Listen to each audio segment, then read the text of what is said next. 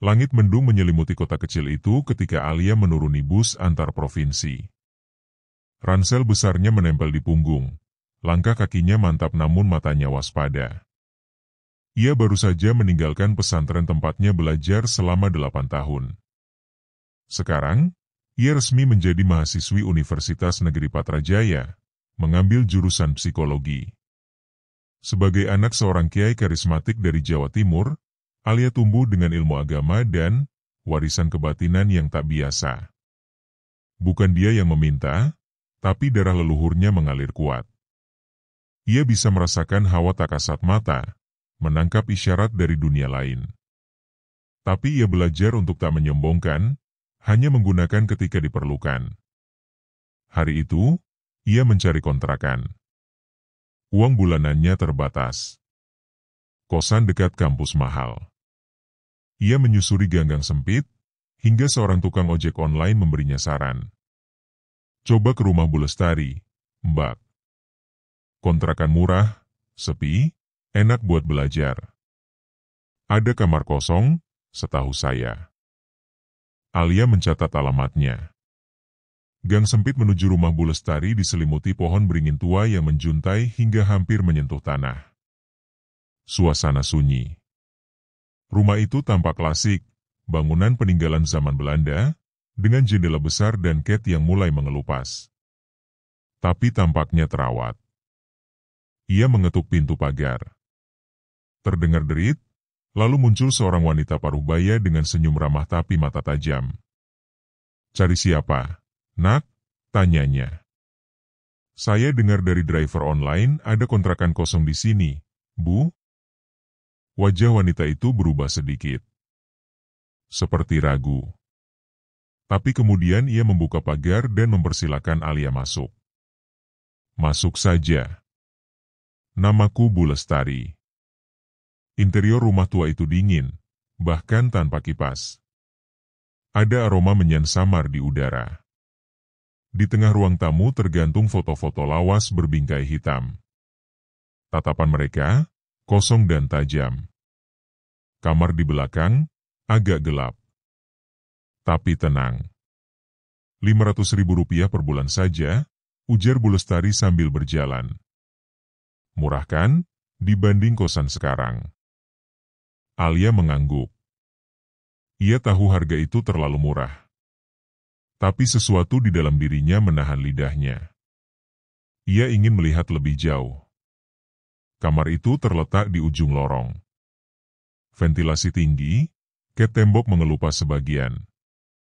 Tapi bersih dan rapi. Ada kasur single, meja belajar tua, dan cermin oval berdiri di sudut. Di sana, untuk sepersekian detik, Alia melihat bayangan wanita berambut panjang berdiri di belakangnya.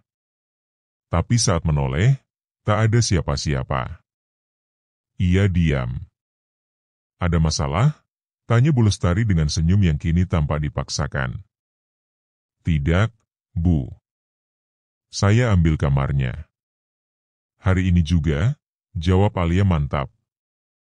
Di dalam hati, ia membaca doa-doa perlindungan. Batinnya terusik. Ada yang tidak wajar di rumah ini. Malam pertama. Hujan rintik membasahi genting saat Alia menyelesaikan tugas kuliahnya. Jam menunjukkan pukul 00.13. Udara semakin dingin. Dari balik dinding, terdengar suara seperti cakaran kuku. Perlahan teratur krek-krek. Alia berdiri, menempelkan telinga ke tembok. Suara itu berasal dari kamar sebelah, yang katanya kosong. Ia menajamkan pendengaran, dan mendengar suara tangisan lirih. Seorang perempuan. Menyedihkan. Putus asa.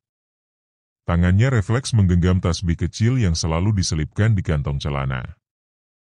Allahu Akbar. La haula wa la quwata illa billah. Tangisan berhenti. Tiba-tiba, cermin oval di sudut kamar bergetar pelan. Alia menoleh. Pantulannya berbayang, meski dirinya diam. Bayangan itu bergerak, seperti sedang memandang ke arah tempat tidur.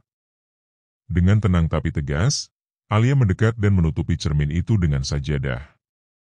Lalu ia kembali ke tempat tidur dan membaca ayat kursi dalam hati, hingga akhirnya tertidur. Pagi harinya, ia memutuskan mencari tahu. Ia menyapa penghuni lain. Ada 3 orang, Vina, mahasiswa hukum yang jarang keluar kamar, Rudi, mahasiswa semester akhir yang sering begadang, dan Mia, mahasiswi ekonomi yang ramah tapi tampak selalu lelah. Saat Alia menanyakan kamar sebelah yang katanya kosong, mereka saling pandang. Dulu itu kamarnya Intan, kata Mia pelan. Dia pindah, katanya sih karena dapat beasiswa di luar kota. Tapi, kita nggak pernah dengar kabar dia lagi. Dan sebelum Intan, ada Dela. Dia juga tiba-tiba hilang, timpal Vina lirih. Rudi menambahkan, Bu Lestari bilang mereka semua pindah mendadak. Tapi nggak pernah pamit sama kita. Kayak, lenyap. Hening. Alia tahu, ada pola. Ia juga tahu, ia harus tetap tenang dan menahan diri. Ia akan menyelidiki tempat ini. Tapi bukan dengan panik, melainkan dengan hati-hati. Bukan karena penasaran semata, tapi karena nalurinya, ilmu yang diwariskan ayahnya, berbisik sesuatu. Teman-teman, katanya sambil menatap mereka satu persatu, kalau aku bilang tempat ini bukan hanya tua, tapi juga menyimpan sesuatu, kalian percaya? Vina menelan ludah. Mia gemetar. Rudi memalingkan muka. Kita semua udah ngerasa, Alia. Tapi nggak tahu harus apa, dan Bu Lestari dia baik, tapi aneh. Sering malam-malam keluar ke kebun belakang. Kayak ngobrol sama seseorang. Tapi kita nggak lihat siapa-siapa. Alia mengangguk pelan. Di dalam hatinya, suara itu semakin jelas. Tempat ini bukan sekadar kontrakan murah. Tempat ini adalah wadah. Dan setiap tahun, seseorang harus menjadi isi tumbalnya. Dan tahun ini, giliran siapa? Pagi itu, sinar matahari merayap masuk ke sela jendela kamar Alia, tapi hawa dingin masih menggantung aneh. Burung tidak berkicau. Daun tak bergoyang. Seperti ada sesuatu yang menahan kehidupan di lingkungan kontrakan itu. Alia mengenakan mukena dan menyelesaikan salat duha. Begitu salam terakhir diucapkan, ia membuka mata dan melihat jendela kamar berembun dari dalam, padahal udara luar kering dan cerah. Di embun itu, seperti ada bekas jari membentuk huruf. T, O, L, O, N, G. Alia merinding. Ia menyeka tulisan itu dengan ujung lengan. Lalu duduk di tepi tempat tidur, memejamkan mata, menarik napas panjang. Ia tahu benar, ini bukan mimpi. Ini adalah bentuk peringatan. Dan ia sudah melangkah terlalu jauh untuk mundur sekarang. Siang harinya, Alia duduk di halaman belakang, pura-pura membaca buku, padahal matanya sesekali melirik ke arah kebun kecil di pojok belakang rumah kontrakan. Kebun itu dipenuhi pohon perdu dan satu pohon mangga besar yang tampak tua dan bungkuk seperti nenek renta. Di bawahnya ada gundukan tanah yang ditutupi batu kecil dan sesajen sisa terbakar. Bu Lestari keluar membawa nampan. Alia langsung memejamkan mata tipis, menenangkan pikirannya. Ia menurunkan gelombang pikirannya, membuka mata batin. Dan saat itu, ia melihat sosok lain mengikuti Bu Lestari. Tinggi. Hitam. Tidak berkepala. Badannya berotot, kulit seperti dilapisi jelaga. Tangan-tangannya memanjang sampai ke tanah.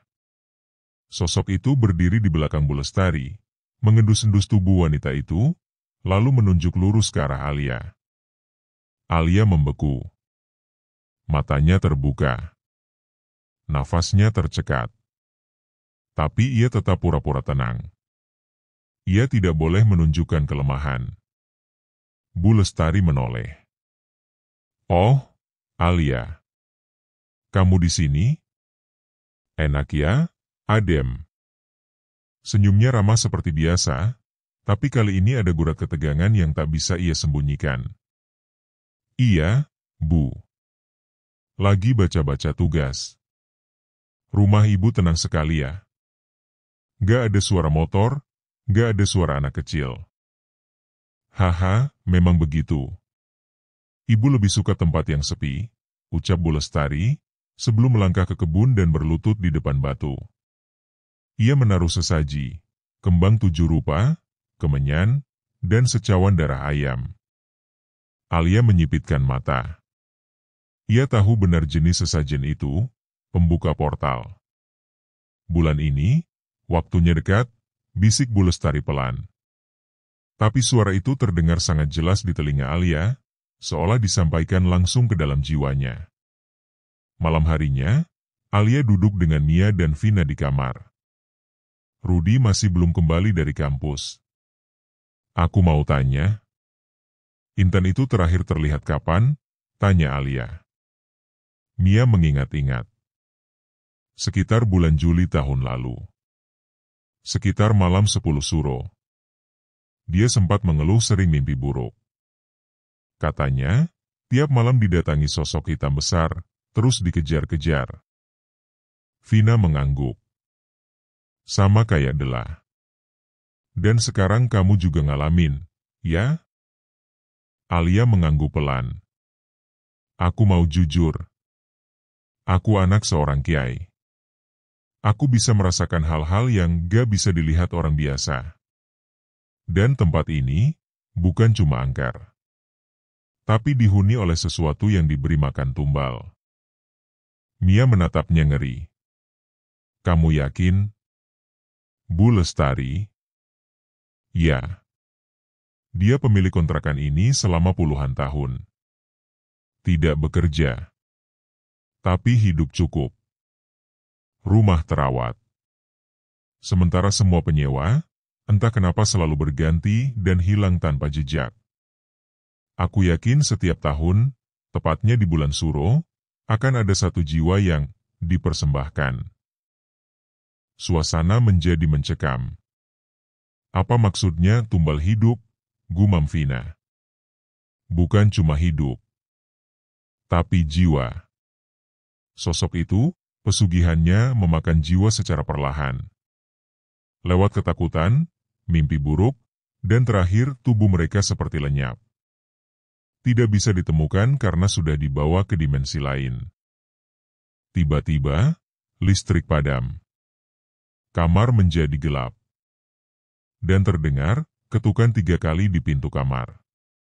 Tok! Tok! Tok! Tak ada yang berani bergerak. Alia berdiri perlahan. Membuka pintu perlahan sambil membaca doa dalam hati. Lorong gelap. Hanya remang cahaya dari luar. Tapi di ujung lorong, terlihat sesuatu merayap, sosok berambut panjang bergerak seperti laba-laba, namun kepala dan badannya menyeret di lantai.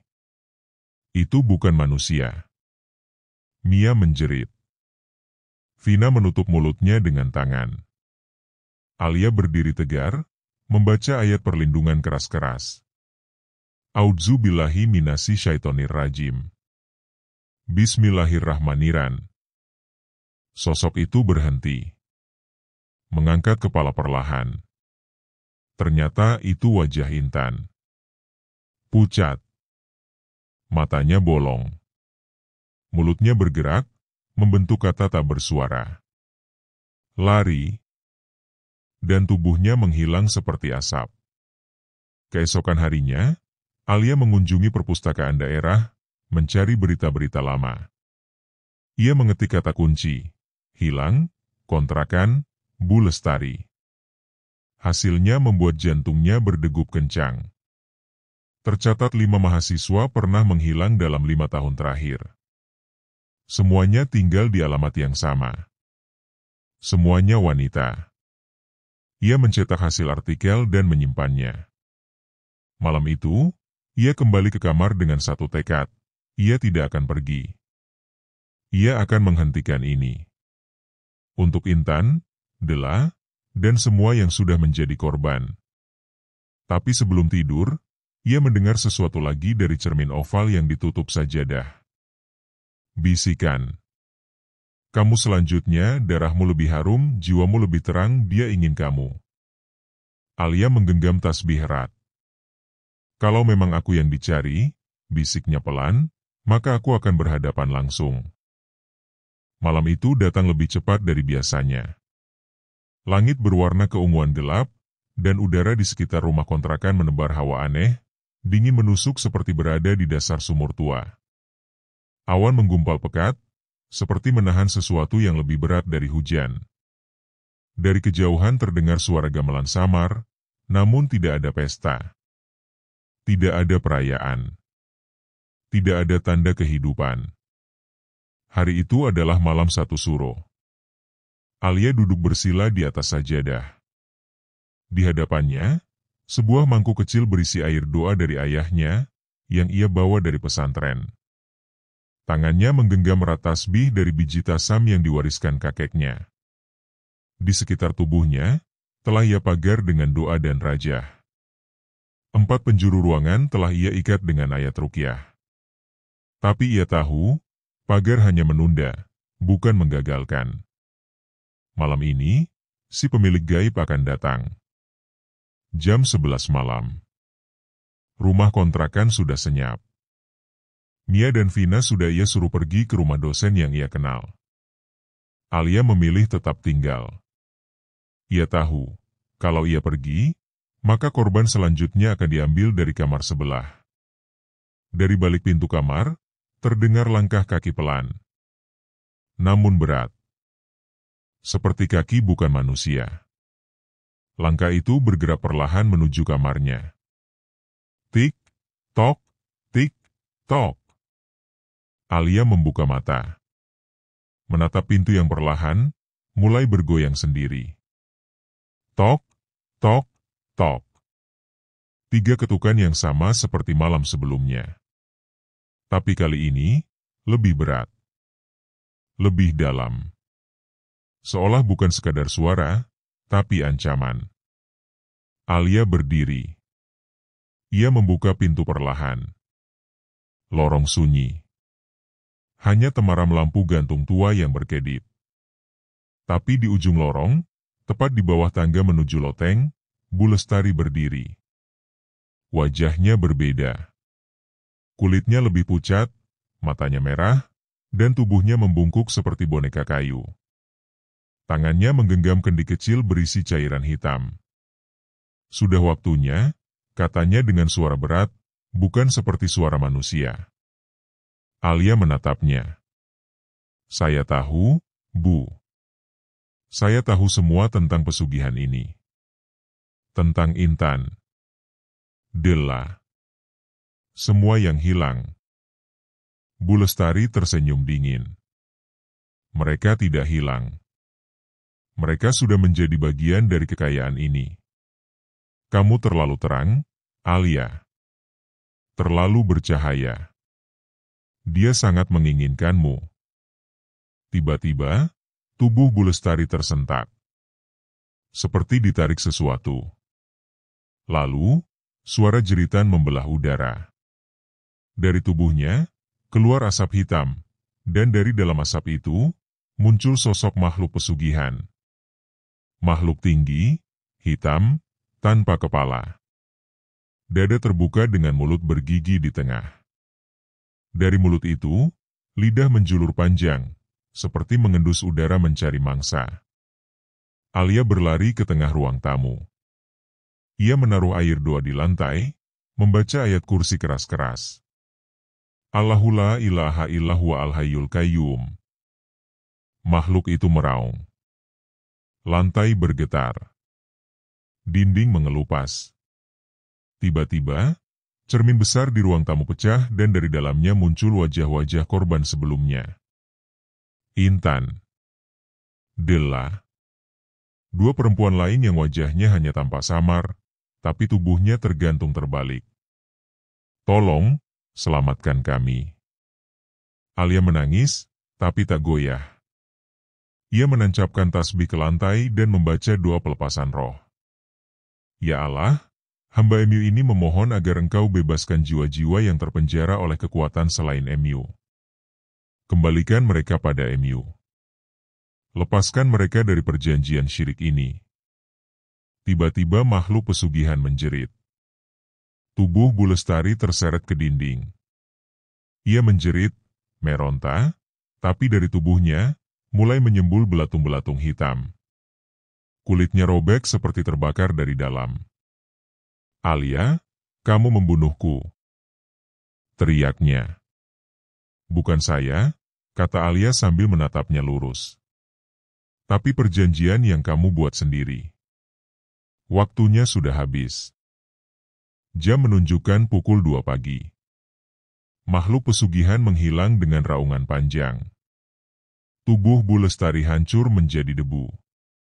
Dari cermin yang retak, satu persatu wajah-wajah korban memudar dan menghilang. Angin berhembus masuk rumah, dan aroma bunga melati memenuhi ruangan. Alia tersungkur. Tapi ia lega. Ia tahu, malam ini tidak akan ada lagi korban. Pagi menjelang. Polisi datang setelah dihubungi oleh Mia dan Vina. Mereka menemukan hanya puing-puing dan abu di rumah Bu Lestari. Tak ada bukti yang bisa menjelaskan apa yang terjadi.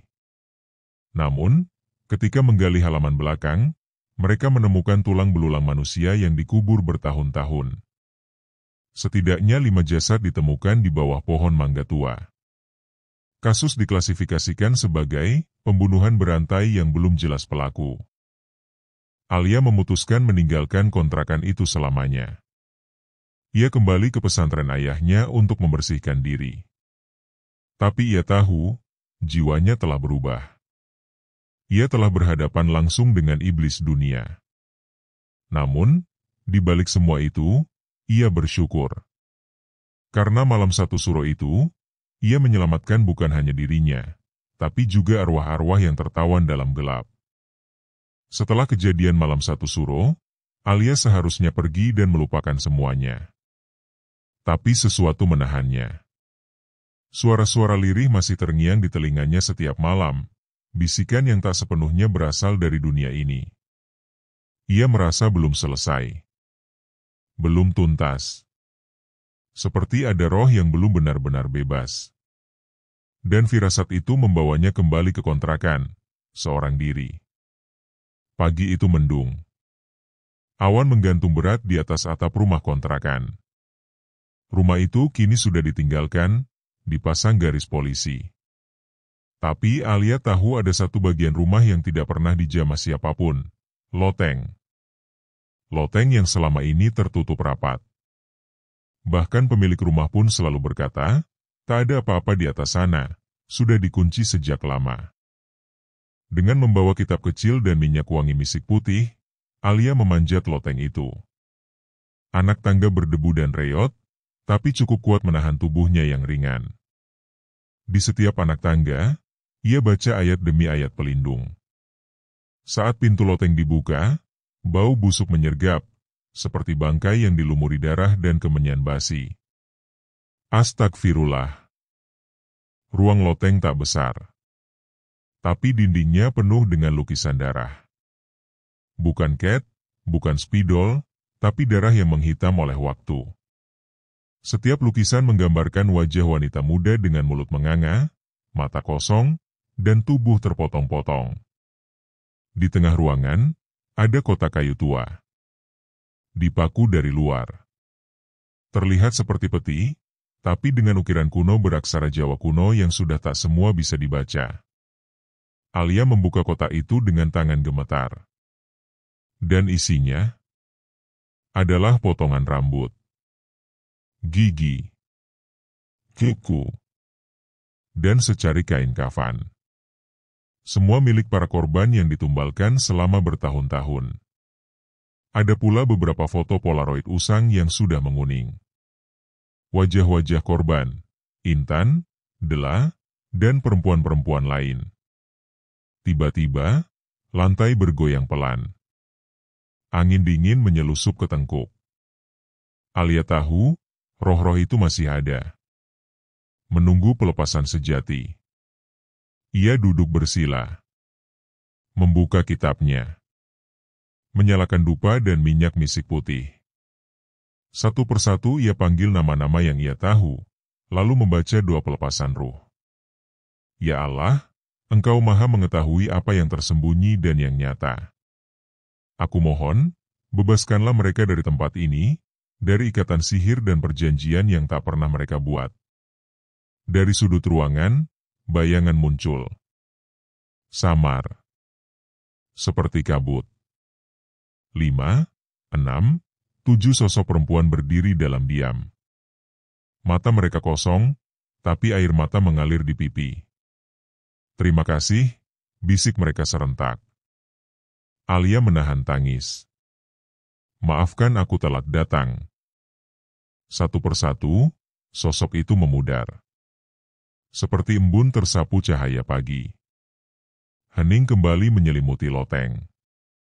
Tapi kali ini, bukan hening mencekam, melainkan hening yang damai. Beberapa hari setelah itu, Alia melaporkan hasil temuannya ke kepolisian. Tapi sebagaimana kasus supranatural lainnya, semua hanya dianggap sugesti. Bukti-bukti mistis, seperti rambut dan kain kafan dibakar oleh petugas pembersih bangunan. Namun setelah rumah itu dibersihkan, beberapa pekerja bangunan mengalami mimpi buruk.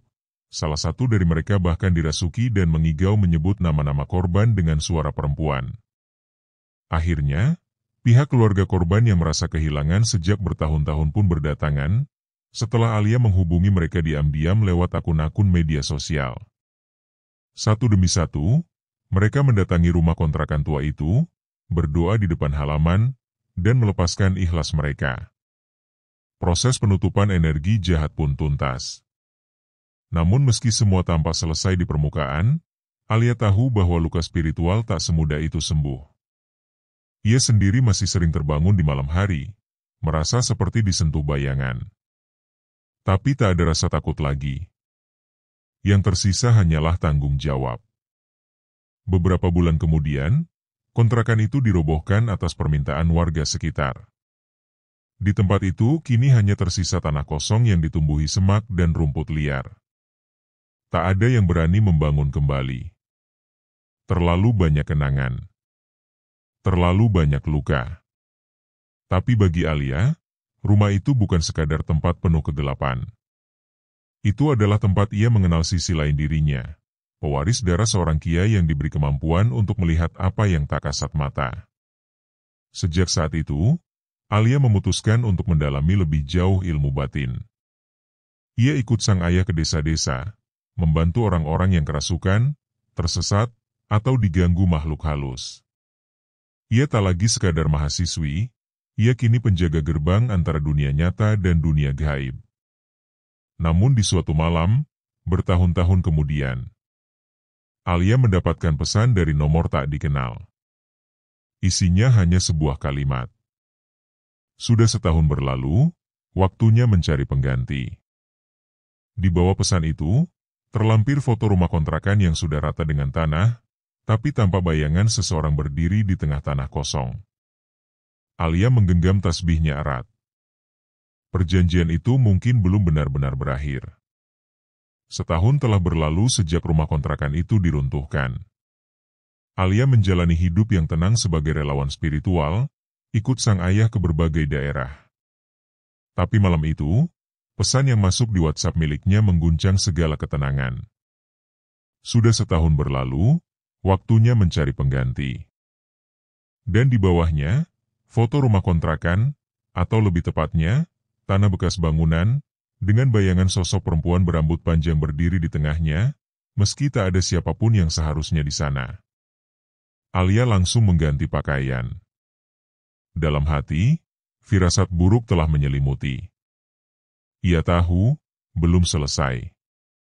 Esok paginya, Alia pergi ke lokasi bekas kontrakan di pinggiran kota itu. Sesampainya di sana, ia disambut hening aneh. Burung tak berkicau. Daun tak bergoyang. Hanya suara langkahnya sendiri yang terdengar. Tanah itu kini ditumbuhi ilalang.